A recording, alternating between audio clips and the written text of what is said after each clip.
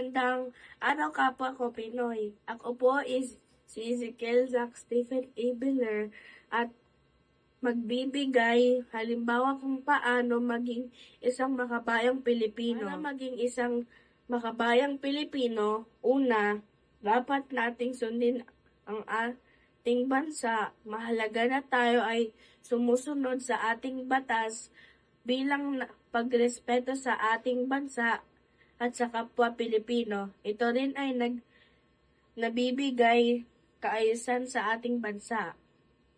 Pangalawa, matutunan nating mahalin ang sariling nating wika. Sa panahon ngayon, maraming bata ang naeengganyo sa salitang Ingles.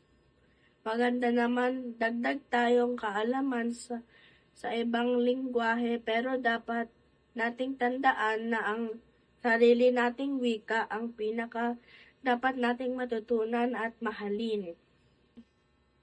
Pangatlo, ang pagtulong at ang pagbigay ng serbisyo para sa ibang mamamayan ay isa din sa pinakamahalagang gawain ng bawat Pilipino.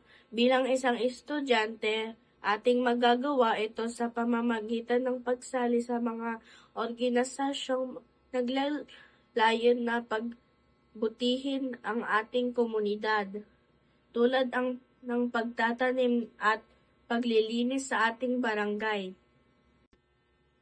Pang-apat, tangkilikin natin ang sariling atin. Lagi nating piliin ang mga bagay, pagkain o serbisyo na gawang Pilipinas o ng mga mamamayang Pilipino. Hindi lang ito nagpapakita ng pagmamahal natin sa bansang Pilipinas, pagkus nakakatulong din tayo sa hanap buhay ng kapwa nating Pilipino. Panghuli, igalang at irespeto natin ang ating mga pambansang bayani. Ibinigay ng ating mga bayani ang kanilang buhay upang tayo ay pagkakaroon ng sariling bansa at para maging malaya sa mga sumakop sa atin. Naway wag natin kalimutan ang mga sakripisyo nila at tayo ay magpapasalamat.